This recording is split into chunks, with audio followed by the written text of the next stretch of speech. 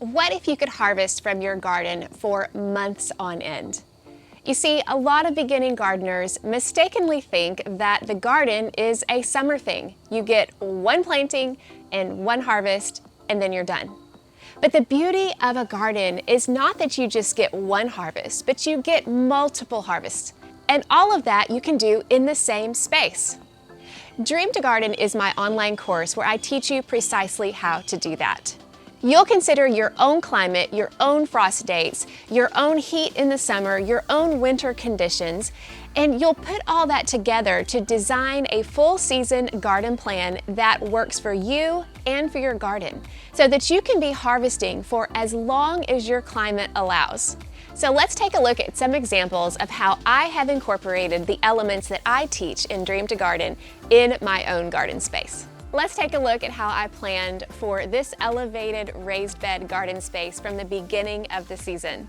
With my obelisk trellises, I started out with a planting of purple snap peas, absolutely gorgeous. Then when the weather started getting warmer, I transitioned to cucumbers, which filled the trellis. And now you can see I have a small planting of scarlet runner beans for the fall. In this part of the bed, I started out with spinach, which grew strong, and then I replaced the spinach with bell peppers and watermelon, which took over the raised bed, and now I've got some brassicas growing in the space. I also have another planting of spinach over here that replaced another planting of bell peppers and watermelon. In this area, I started out with some beautiful heads of Salanova lettuce in the spring, and then I transitioned to basil, so I could have basil for eating, but also to attract lots of pollinators. And then for the fall, I transitioned into carrots. As you can see, the planning was critical, so I knew not only what I was going to plant, but when I was going to plant it. And of course, I did make some adjustments throughout the season, but the key was to have a plan. And that's what has enabled me to have a full season garden production for this elevated bed. This garden bed is a great example of relay planting, which is a principle I teach in Dream to Garden. This raised bed started out with 100% garlic, but I left room in the middle of the garlic rows to be able to start planting my pepper plants. They grew up in between the garlic. I harvested the garlic, got them out, and then the peppers had the whole bed to themselves. And then toward the fall garden, I started planting Brussels sprouts underneath the peppers that hadn't died of disease, sadly. But this is an example of how you can relay plant, which means the crops will grow together for a shorter period of time until one comes out and then the other one takes over. This enables me to be able to get up to 3 crops per garden space just using relay planting.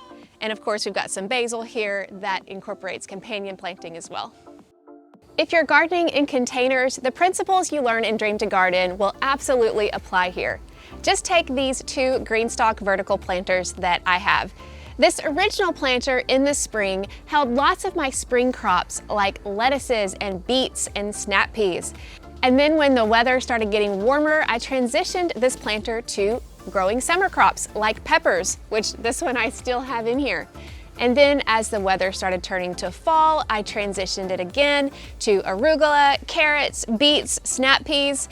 You get the idea. The same thing was true with this leaf planter.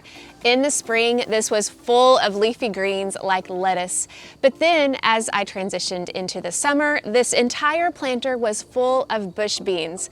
This harvest gave our family enough beans to last us all year. Then as the bush beans started to wind down, I replaced them with lettuce and arugula and spinach. The crops in these 2 planters will last me through at least December, if not longer, just depending on our weather. So you can see how even incorporating succession planting in containers, knowing when to plant, you'd be able to maximize that space and get even more harvest for a long period of time using the principles that I teach you in Dream to Garden. This bed is a great example of how to plan for succession planting, not only to get more edible crops in your garden space, but also to utilize a cover crop mid-season. Have you ever experienced when you've harvested a crop and you have this open garden space and there's really not enough time to plant another summer crop, but it's also too early to plant a fall crop?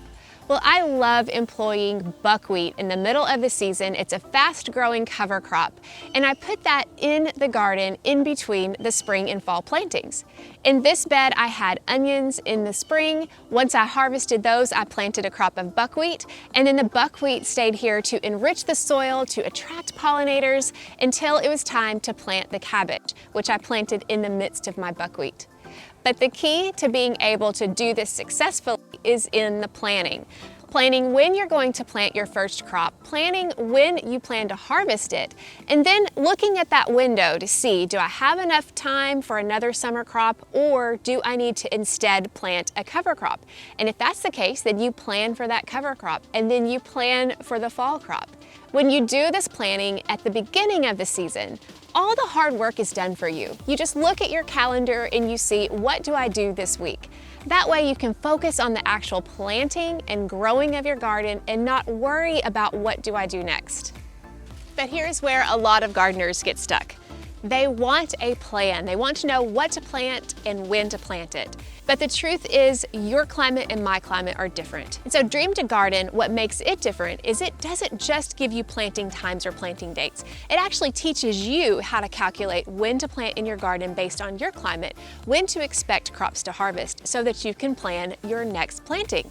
And the goal is for you to get a full season garden plan based on the crops you're growing and based on your climate, so that you can make your garden plan work for you and get the most harvest out of the space that you have. If a full season garden is something that you would love to make a reality, I would love to invite you to Dream to Garden, where you can learn how to do this not just for this year, but for the rest of your gardening journey. Join me and other like-minded gardeners in Dream to Garden, and let's together watch your garden dreams come to life.